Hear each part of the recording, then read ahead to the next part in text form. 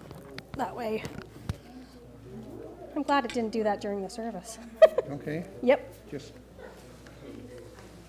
what's going on? That's all.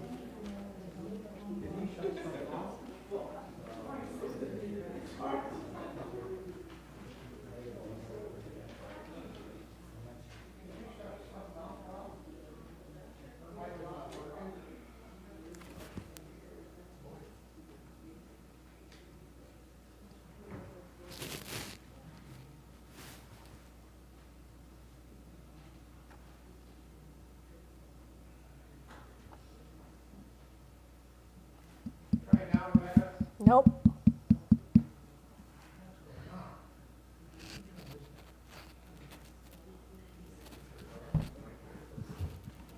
Try it again. Oh, there we go.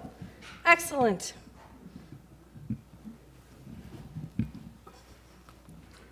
Did we get the live stream started, Bob, or are we waiting for that? I couldn't hear that. Okay. You can try your own message going again.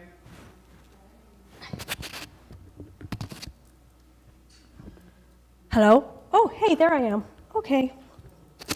Technology is always fun.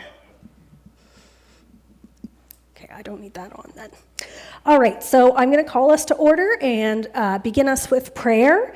And then I think missing from the agenda is we have to nominate a secretary. So that'll be the first thing, because otherwise everything we do won't be written in the minutes. So let's start with prayer.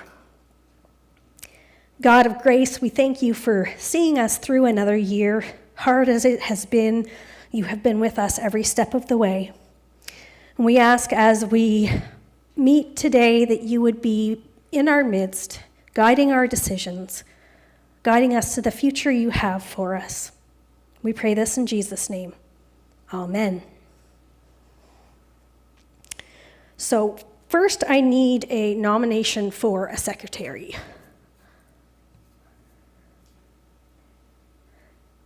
Kathy? I nominate Janet for secretary. Janet Ottewell. Do I have a seconder? Oh, like a bunch of hands went up. Let's say Susan. And I believe you're willing to stand, Janet? So all those in favor? And that's carried. We'll give you a minute to get up here, Janet.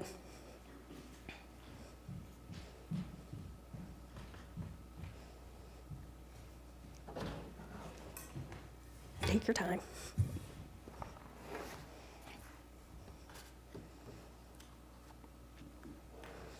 For opening comments, I just want to say how, as everybody else has been saying, how impressed I am with the annual report and the way it's been done this year. I think it's so much easier to sort of grab hold of and really see the year encapsulated. And I think it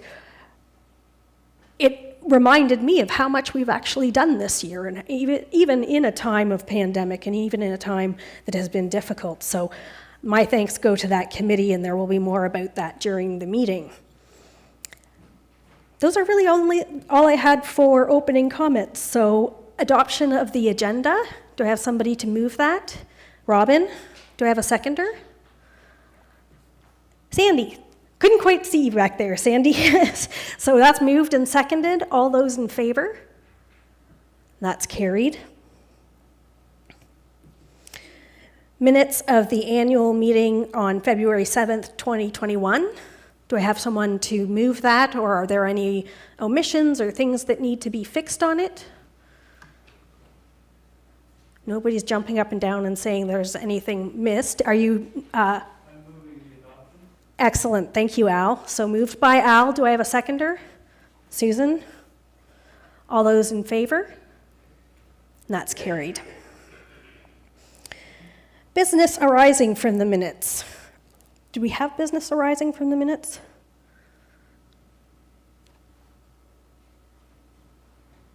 I don't think we do. But if somebody suddenly thinks of something, don't be afraid to shout out to us. I'm going to call on Bob to come and speak about the strategic plan. And Bob, if you want to use that mic.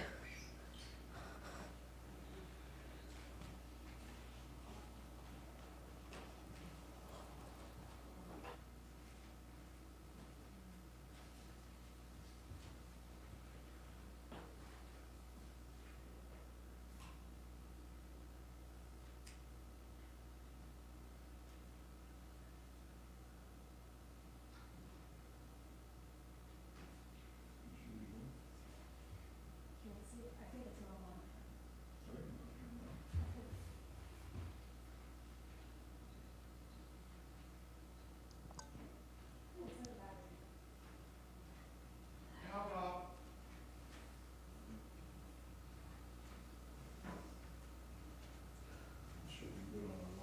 Go ahead, Bob, try it again.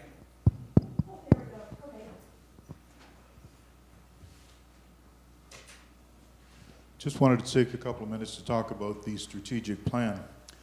We started this back in January of 2021 because not very much else was going on then, and it seemed like a good time to sit back and take stock of what was going on at Graceview, the things that we were doing right, the things that we were not doing right, where we were headed, where we wanted to be headed, that sort of thing. That's what a strategic plan meeting is all about. So we started, as I said, in January, and we worked through the winter and the spring, and we came up with something and put it together for the June session meeting. At that point that the strategic plan was approved, at least parts of it were. So how did we do it? Well, we formed a committee of elders, and I know that I'll forget somebody if I don't read it, and that committee consisted in alpha order of Errol Baldeo, Al Bishop, Nancy Green, Rebecca Mitchell, Margaret Mounene, Bob Twynham, Kathy Twynham, and as I said, we met several times. The first thing we did was to look at our mission statement and ask the question, is that suitable for us? And it is. It's surprising the amount of time that went into discussing a mission statement, but we were quite happy with it. So then we started to look at what we were doing well, what we were not doing well. We were doing many things well, but some of the things that we felt that we were not doing as well as we should was in the area of pastoral care. That's still being worked on. It's a project under construction, so to speak. We felt we were not doing all that well in the way we're reporting every year. We had an annual report that was sort of mirrored in the 50s and not all that interesting and not all that informative, so we thought we could do better.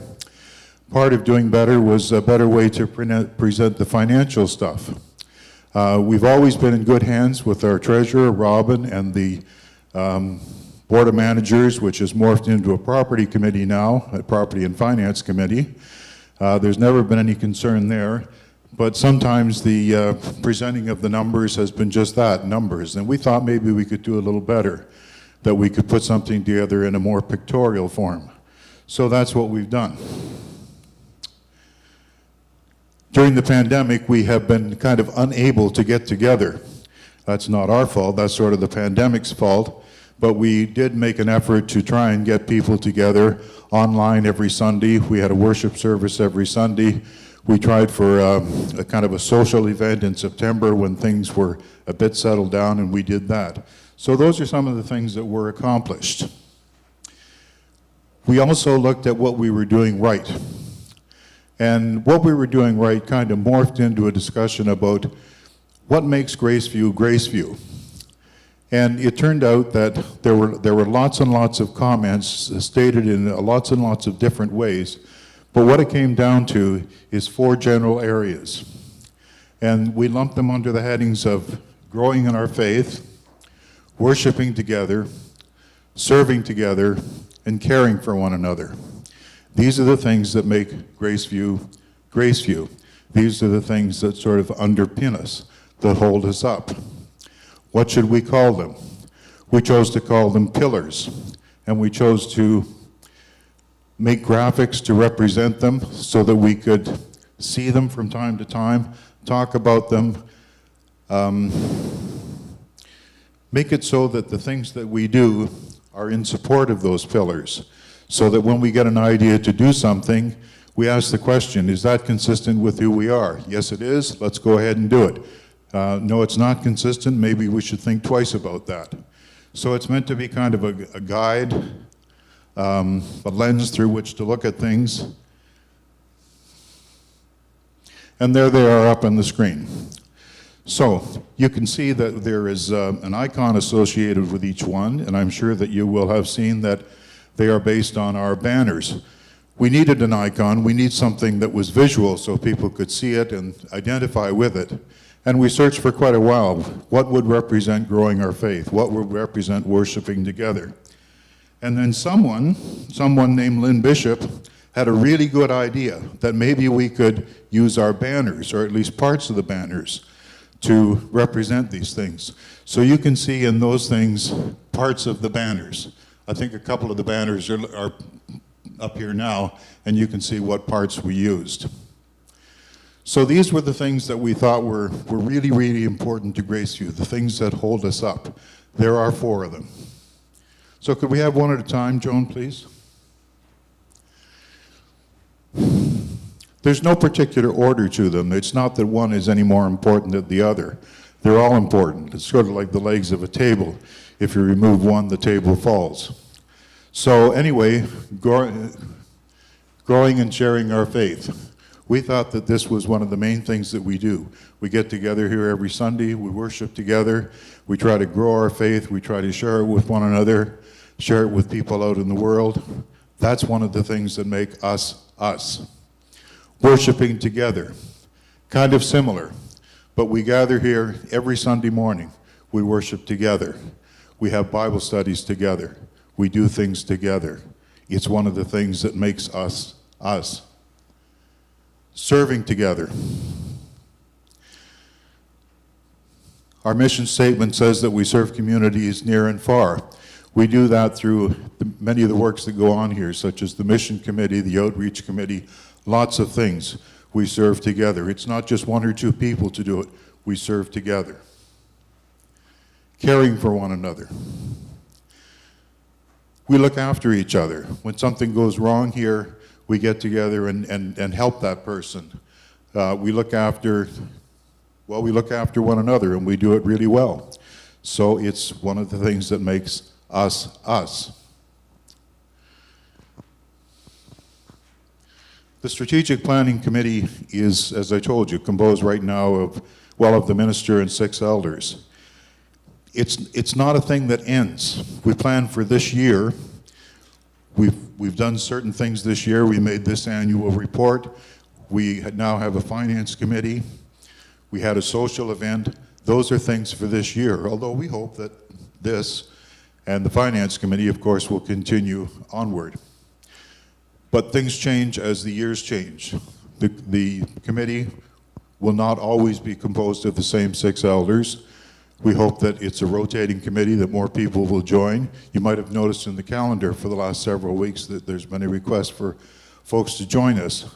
Nobody has taken us up on that at the moment, but we hope that someone will, or some group of people will in the future. And the committee can be composed of different people over the years.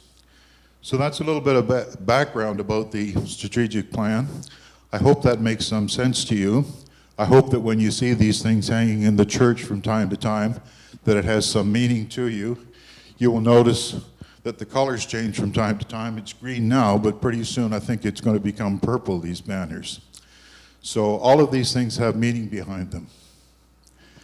We did quite a bit of work on the strategic plan, and thanks go to all the people that were involved in it. And we hope that it provides guidance for the church in the future. I don't know if there are any questions about that, but that's what we did, and that's what it's about. I would say there's no questions.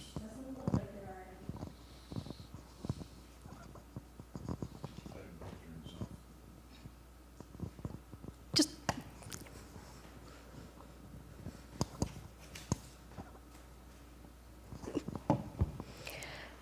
all right, next on our agenda is Lynn Bishop to speak about the annual report.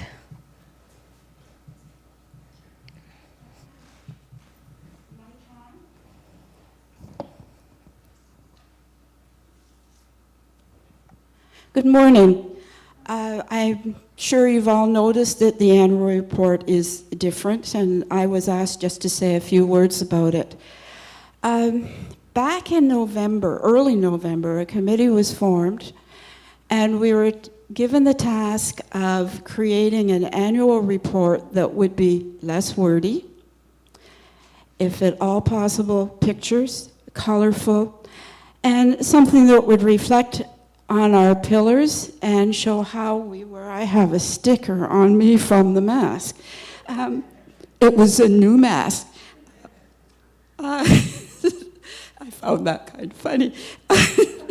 Anyway, we were given that task, and what I meant to say before the sticker was that we were also to have in our annual report how people of Graceview were supporting those pillars. At our first meeting, we came out of that with two things. One, we figured it was something we could do. We were quite excited about doing this. And secondly, the form it would take. What the form was the booklet. As at that point, everything was blank, but we liked this shape. We liked the way that this booklet was put together. In subsequent meetings, we tried to find, and we did, all the information that should be included in the annual meeting and who we should contact to get that information. Some people were asked to write the normal type of article, but we asked the chairs of the committees, instead of writing reports, to send us highlights. That worked really well. We also gave a deadline, and everybody had the deadline in. We met that deadline. We also had to figure out in what order the pages were going to be. Some of them were really easy, like the minister's report. You open the book, there's the minister's report. Very easy. We had decided that each pillar would be 2 pages or a double page, however you want to say that. What that enabled us to do was when the committee sent out their highlights, we could put the proper highlight under the proper pillar, because some of the committees, like outreach, they work for support many more pillars than just one. So it was able to be divided up and put under the right pillars. When it came to the financial, just give me a minute. We thought pie charts would be good. A lot of people like visual rather than looking at a lot of numbers, and it was easy to see. Once we got all the reports in, all the information we needed, the bare bones started to build up. We were able to put the wording on the pages, number the pages, and it was starting to look good. Then came the fun part. We were able to add graphics and colors. Nancy McPherson came out with the idea of making this partial cross. We like this. It really enhanced the page, and it partially framed, got the wrong page, partially framed the icon. So we really enjoyed doing that. We got that. It took a lot of time. We met pretty well bi-weekly, except a break at Christmas time, and that was twofold. It was holidays and COVID. There was a lot of work done in between times when we were at our own homes working on our own iPads, computers, etc., making mock-ups of pages and so on. We liked it when we got to the point of adding the pictures. It was a fun thing to do. It was a fun thing to look through pictures. What pictures sort of fit in here, what pictures fit in there, what shape they should be. And we critiqued the pictures, because there was one picture in particular that was taken where it was not really complimentary to the person that's in the picture, and it was decided maybe we should look for another one. So, and then we were able to add comments people had written in or had when they had received something. So we were able to put in quotes. Then you took a look at that. That was all on iPads and on computers and so on. There was no actual physical book or anything at this point. And then start to critique it, start nitpicking at it and seeing what we could do better, what the wording should be, et cetera, et cetera, et cetera. And that part wasn't a lot of fun, but it was something that needed to be done. And then it was all the proofs and so on. It was January 31st. And we were finally able to say, Bob was able to say, I should say, to the printers, this is our final draft. We think we have it right. Print. And that was done with a lot of excitement, but also with a lot of trepidation, hoping that it was really finished. One thing we caught just before he sent it was we did not have all the information on the back page. I can't remember what we had left out, whether it was the telephone number or whatever, something was left out. The agenda and minutes were never meant to be included in this. We kind of looked at it as a year in review. It was a standalone. It was never meant to have the agenda, the minutes or whatever. They are a separate package. It wasn't something we forgot. It was never meant to be there. The committee consisted of Bob Twynham, who was sort of he was our chair and our leader. Was looking for her. Joan Addison. Joan and Bob were our techies. They were able to come up with changing colors, doing this. Poor Joan would be sitting at a meeting and we'd say things to her like, could it be a darker green? Can you change that blue? Can you make that picture oval instead of round? And poor Joan is at the computer.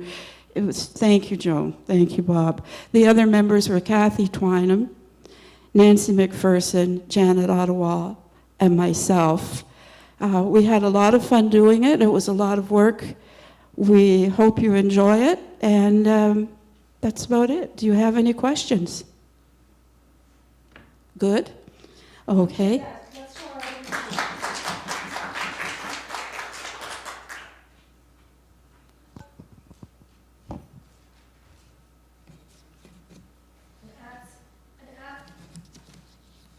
Technology is being fun today.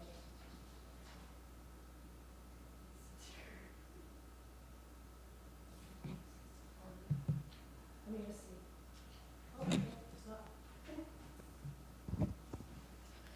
An absolutely wonderful job done by that committee, and I just think it's a phenomenal product that you came up with, and it says everything it needs to say and says it beautifully. So thank you to all of you.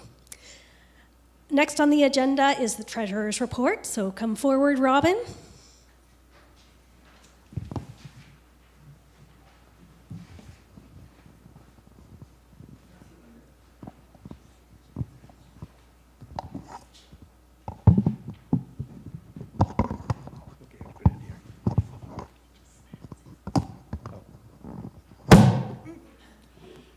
Can everybody hear me? Or should I take the mask off? I guess. Oops. No, that was me, sorry. I'd also like to thank Lynn because it makes my job much easier. I should be able to get through this in about 2 minutes. Joanne, if you could put the first slide up. No, the picture ones.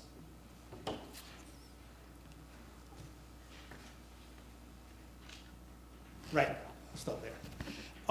Before I start, I wanted just to say that the presentation is going to concentrate on the right-hand side of the two graphs. The left-hand side, well, actually it's not. I'll forget what I said. I'll start again. I just wanted to mention that I'm going to go through the results very quickly and then talk about the budget. And just to remind you, at the end of the budget, after we've answered any questions, that'll be the time when I'll be asking for approval of the budget. As a charity, income and expenses must, at worst, equal with any deficit being funded out of reserves. As we go through the presentation, reserves will feature predominantly as we struggle with controlling deficits. So looking at the chart, which is on page 16 for those that are online, what you see here on the right is the revenue, on the left is the expenses. They look the same. And one of the big reasons they're the same is that if you can see the little red streak on the right, which says from reserve funds 2%, that's the deficit we always try to control. Obviously, we like to get that as closely to break even, and we did a pretty good job in 2021. The actual deficit was $3,570. However, this deficit would be much worse, but for a generous bequest the church received in early 2021, and for the federal government's pandemic payroll cost support, better known as CEWS, which is the orange slice there. Oh, I don't need my finger to point, I suppose. The orange slice, which shows CEWS at 16.3%, which was about $29,000. So before, without those two things, the deficit would have been close to 45 to 50,000, which was actually what we budgeted. Revenue itself was pretty close to what we expected at 170. The envelopes were about 98,000. The investments were 30,000 for about 128,000. There was some other income which included the bequest of 17, and the expenses were the 179,000, which were basically really all monies we know in advance. When we go in to do a budget, we tend to know what the expenses will be because we're told what they are, the increases to be from either one source or the other. So in the end, we were lucky to come back with a deficit of a small deficit of about just under $4,000. So before I go to the more important element, which is the discussion of budget, is there any questions? Excellent job, Lynn.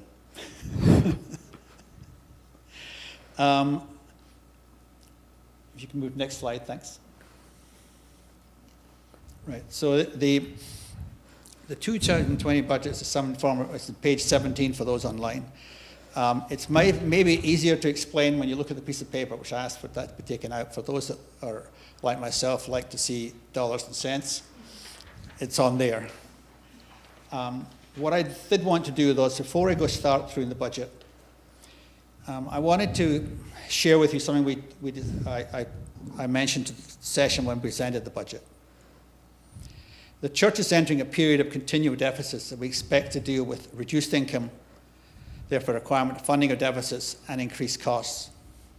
The problem is not one that can likely be addressed at a local church, more that the financial model used by the Presbyterian Church is out of date. It's obsolete and, quite frankly, doesn't represent the modern model in which small churches have to manage their finances. If you think what the pandemic has done to us, you can see it here today. When we used to think, gosh, if we don't get 100 people in, it must be something wrong. Now we're happy to get 40. And that is it's going to be an ongoing problem as we try to manage deficits in the situation. And it's not something you can do locally. It's not something we can say to everybody, well, everybody give double what they were giving before. You know, everybody does their best. And as we see increased costs growing at a greater rate than the revenues can even be attempted to grow, it just adds to the problem. Thus, the model doesn't work. I'd like to say that the Presbyterian Church in general is looking at that, and we are beginning to see a little signs of them discussing it, but I believe it's something that needs to be dealt with more, give more importance, because I don't know, if I take Toronto region, I'm guessing that we have maybe 2 or 3 big churches and maybe, how many more, 40, 50 more small little ones. And it's the small little ones which are going to struggle. Anyway, now looking at the budget itself, you'll see that the revenue is about $196,000, including a deficit, because that's the amount of money that's going to be covered by the reserve. But if I look at my notes here, I said that despite a small increase in envelope receipts, as we assume some sort of normalcy in 2022, overall receipts were below 2021 levels. As the interest income, try it again. as the interest income from which that comes from GIC type investments will be less than prior years, while we do not budget for any requests. Unless we're not aware of any, we won't budget for them. The effect is that receipts are expected to drop from 146,000 to 128. Sorry, yes, 128. So a reduction of about 18,000. If we look at just an idea on the investments, we did renew the investments 3 years ago at about 3%. And when we did the budget, we actually knew that when we come up for renewal, we wouldn't be able to get close to that return. We keep the GIC proportion as a proportion which is there to be used for reserves, quite frankly. So at that point, we were in 1.9, so that's one reason why we saw the interest income go down. And obviously, without the bequest, that's why the reason for the revenue went down. Looking at expenses, we expect expenses to be 196,000, which is up 46,000 from last year, basically because of the CEWS. If we took the CEWS out, we'd get about a difference of about 17,000. As I said before, when we do these presentations, one advantage or simplicity of making a budget is the fact that we tend to know all the increases. So Presbytery will tell us the increases they want in their elements. The utilities announce what their increased rates are going to be. So we tend to be very good at doing the deficit or doing the expense kind of budget, unfortunately. So I wouldn't expect that to change. If I go back to the 17,000 we talked about from that, the 46 less 29, most of it comes from three areas. Expenses where cost increases are out of our control, like salaries and utilities, are up about 10,000. Janitorial costs we have in there, which is budgeted for third-party property support, is about 8,000. We do this every year. We put a budget in there on the assumption that Errol will slow down. But if he doesn't slow down, we tend not to use it. But it's there to help Errol and his people to do things which need to be done to the church, etc. And finally, we have the August here for a full year against a part year last year, which adds about 3,000. The overall result is a deficit of 68,000, which were required to be funded from reserves, as is shown by on the now orange. It's funny, it's red in my book. As you can see, it's no longer just a little slither. It's a big chunk. I will be asking now, sorry, is there any questions on the budget? Can you explain what CEWS? Yeah. It was the federal government gave us a reduction or a rebate on your payroll costs if you continued to maintain the number of people you had. So we had 3, we kept at 3, and they actually funded it. To be truthful, I don't think it was one that they were aiming at. I mean, we were just lucky that it just helped us, our cause, and So you're not getting one this year? there isn't one anymore. Hi, Sandy. Could you raise your mic just a little bit? Raise the stand on the mic. Okay, I'll lean down as well. Is that better? Oh yeah, I've finished the notes, I guess. Before I ask for the approval of the budget, well, spill up, sorry. I just want a little bit of good news. Since we've done the budget, a couple of things have happened, and if I can make my notes, so I got to read the name of the church. We have a new church has joined us. It's taking some of our space. They are called the Un-Hae Methodist Church. It's another Korean church, and we certainly welcome them to here. And that has created about a 10,000 worth of income, which is not budgeted for. And we also did a review of our banking and moved the banks from Comtech to BCU, which is a completely unpronounceable first word. And I would just say they're the largest Ukrainian church or credit union in the country. And if you're interested to know where their office or their branches, it's right beside Longo's at the little Ponytail. And Ponytail is I forgot the name of the thank you. And they would welcome to see you if you'd like to take benefit of their skills. When we did do that, we managed to get the interest rate of our GICs up from 1.9%, as I told you, we budgeted to 2.65%. That should mean that we've got of the 60-odd 8,000, we're most likely covering about 15 to 16,000. So it's positive, but doesn't get around the problem. So, any more questions? Then I will ask if I would propose that the budget be approved as presented, and I would ask for a seconder. I saw Ina's hand go up first, so we'll say Ina seconded it. So all those in favor? That's carried. Thank you, Robin, and thank you always for your work for the church. I know it's been extraordinary in the last 2 years. Maybe we can have a show of appreciation for Robin. Thank you. And I would also like to thank some of the people, the 2 people here today that have been really helpful in whether it was the board or the finance committee. Ina, who does everything, helps me and answers questions for me and does everything I need. And as you know, goes to the bank every week with the deposits and does all the work as the envelope. And Errol, of course, for all the work he does for the church. I'd also like to thank Al, who's taken on the joy of being the chairperson of the finance committee. Thanks, Robin.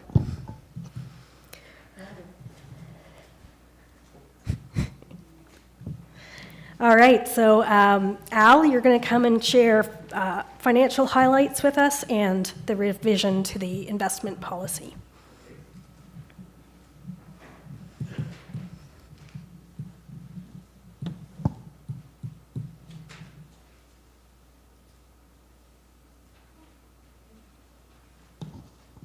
So a lot of the things that I might have said have been said by others before me, so I'll be brief. In 2021, we formed a finance committee to assist our treasurer with financial decisions and helping to decide on things to do. That consisted of 7 people, 4 elders and 3 non-elders, one of whom was Robin. So those people were Errol Baldeo, Earl Nixon, Jackie Taylor, Robin Telfer, Bob Twynham, Ina, and myself. And thank you to all of those people. And again, thank you, Robin, because I know you do a lot of work on this.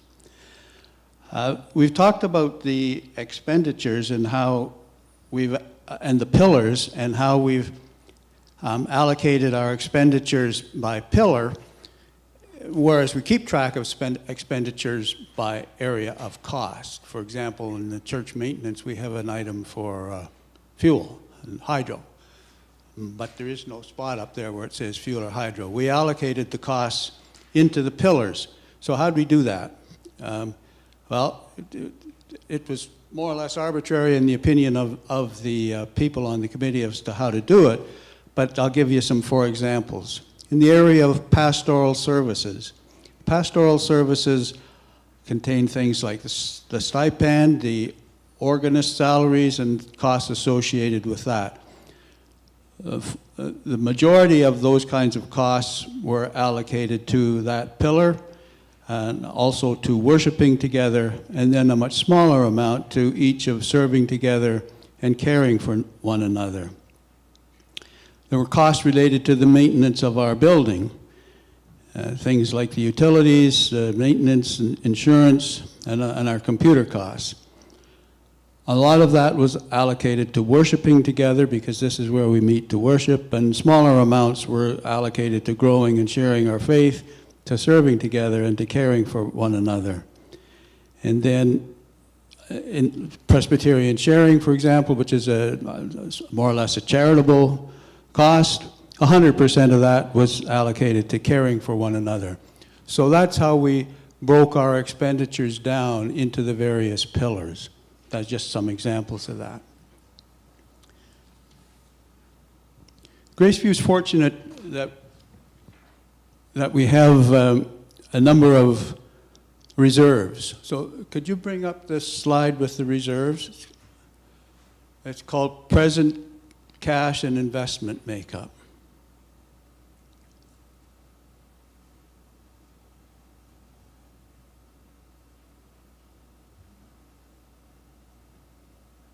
Probably the next slide.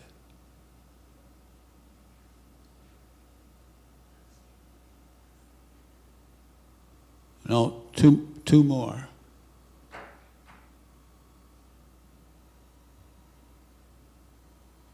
It should have numbers on it. Yeah, there it is. Okay, so that's our statement of our reserves. At the moment in cash, we have 28,747. We have 200,000 in a high interest savings account, 350,000 in GICs, 318,000 in preferred shares, and 12,000 in equities that have been donated to us. Total of $908,000. It looks like we're in pretty good shape. A lot of that came from the sale of the Graceview Manse. A lot of it came from the sale of Hillview Church, and then a lot of it came from bequests that have been made to us. About a third of that total came from each of those sources, more or less. When we sold the manse in about 2000, we sold the manse, and I think we realized about $300,000 at that time. That did a couple of things. It changed our expense structure, because prior to that, when we hired a minister, they had a manse to use. After we sold the manse, and the reason we sold it was because our incoming minister did not want to use the manse. He had his own house, or his family did. So we made a decision not to try to use that money to pay ongoing expenses, but rather to invest it in order to help offset the increase in costs, because after we sold the manse, we were obligated to provide a manse allowance. So that same policy has been applied to other windfalls, if you like. You may not like that term, but other bonuses that we didn't contribute, but cash came to us. We made a conscious decision not to spend that as we received it, and instead keep it to help fund our ongoing expenses, because we are, if you recall from the charts that Robin put up, I think in 2022 we have quite a sizable amount of our revenue is in the form of income earned on our investments, and that's important to us. And also because of emergencies that might come up, we wanted to keep the money to fund those emergencies. So we have 900,000 more or less in investments at the moment, and I'm going to come back and talk about the 200,000 that currently is in the high interest savings account.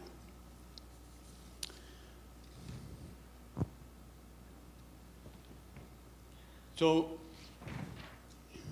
in 2021, we had as Robin pointed out, a small shortfall that we funded out of our reserves, but had it not been for the wage subsidy and our investment, we would have been well in the red. We would have had to withdraw a lot, and that subsidy does not continue into 2022, and as our reserves are drawn down, the amount of investment income that we earn on those reserves is going to go down as well. So the more of our reserves we use to fund annual shortfalls, the less income we're going to have in future years, and it's a vicious circle.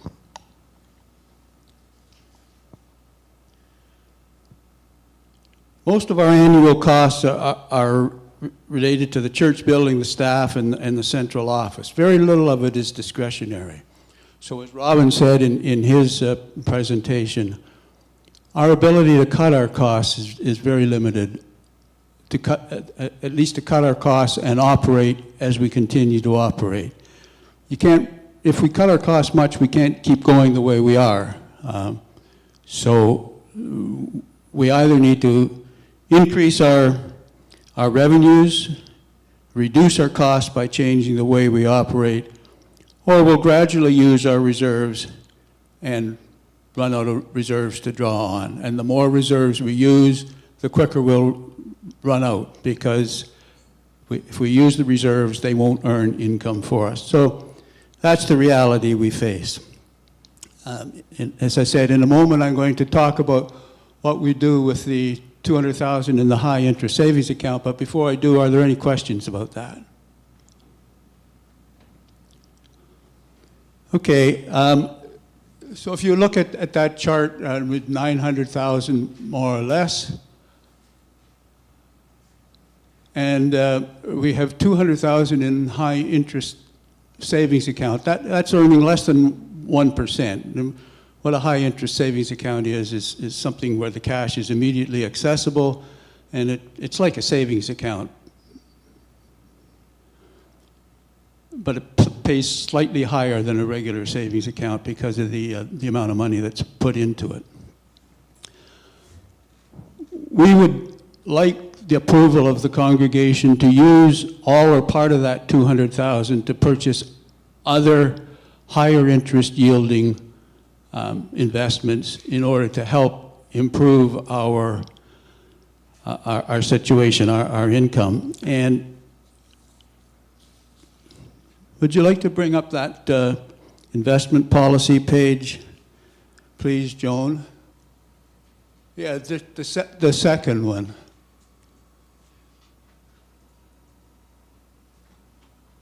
Okay.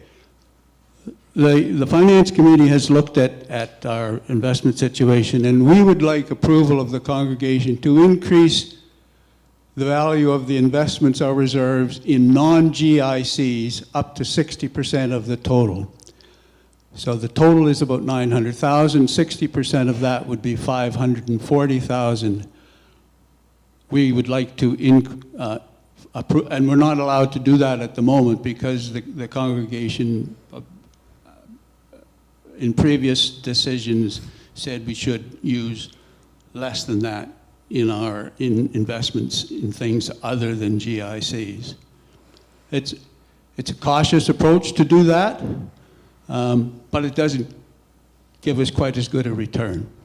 So I'm not sure exactly what we would do, because once we have approval to change the investment, or if we get approval to change the investment, we will look and see what options we have at that time. So I would like to move that at this annual meeting, the Finance Committee be permitted to increase the investment in non-GIC investments up to 60% of the total.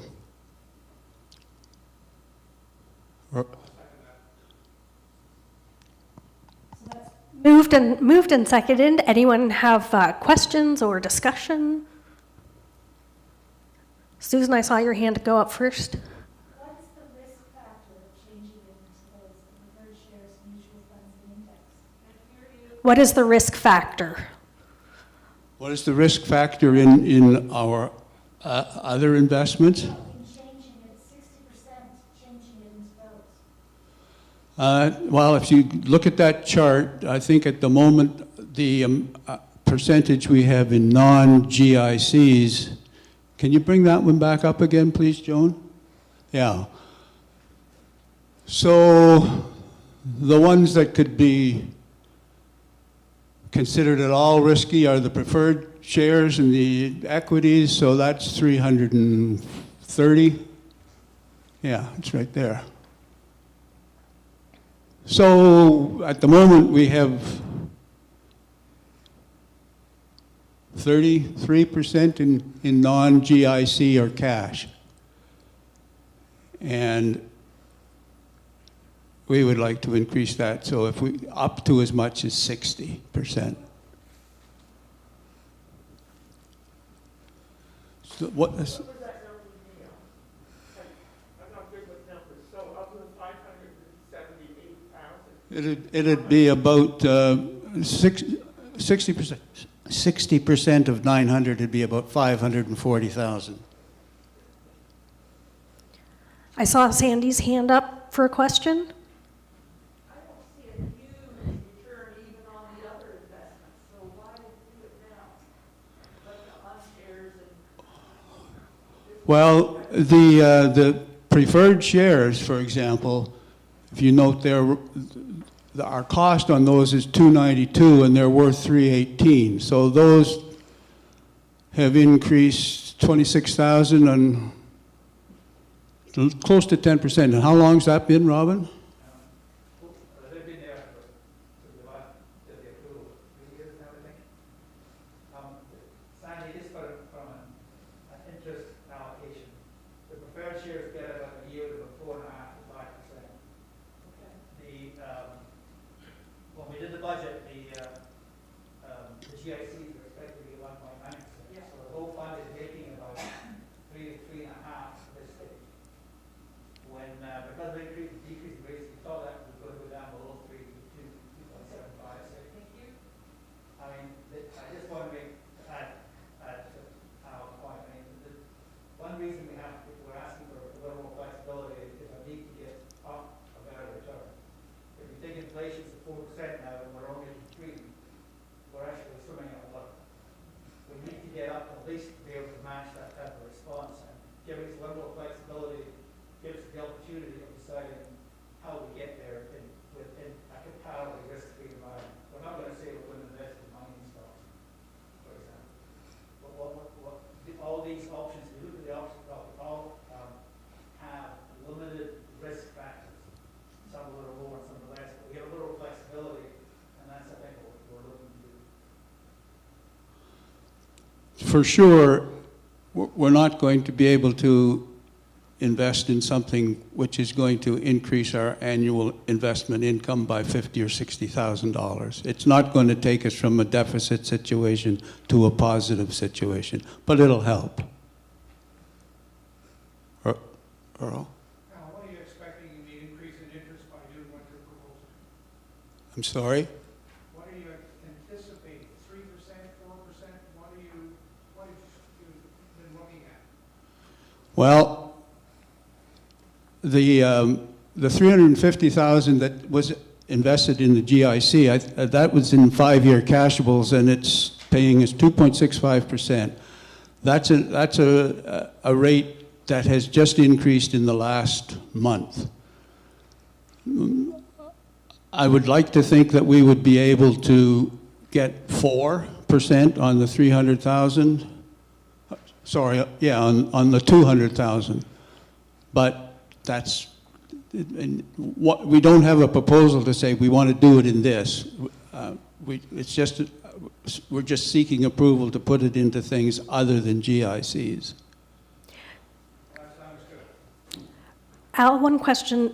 Would that then, once you have a plan, would that come back to the congregation, or are we giving you power to issue? I view it as power to do. Okay. Within that guideline. Yep, that's fine. I just wanted that to be clear so that nobody's going, well, when are we having that other meeting? That's the way I interpret it. So you have the motion before you. Is there anything else for discussion? All right, so all those in favor? That's carried. Thank you. Thank you, Al. Thank you for your work on that. I know that you've been doing a lot, and I appreciate it. So now we are simply at new business, and there isn't any on the agenda, but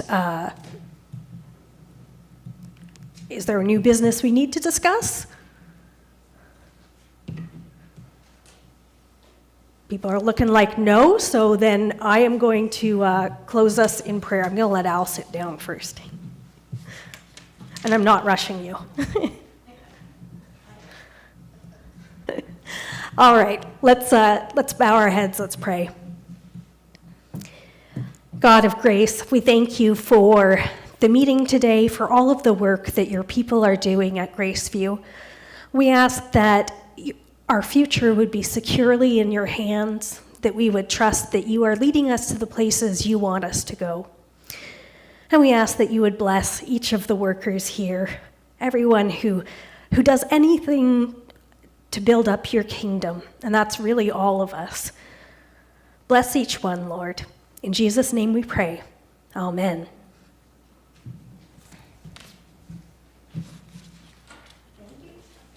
Thank you, everyone.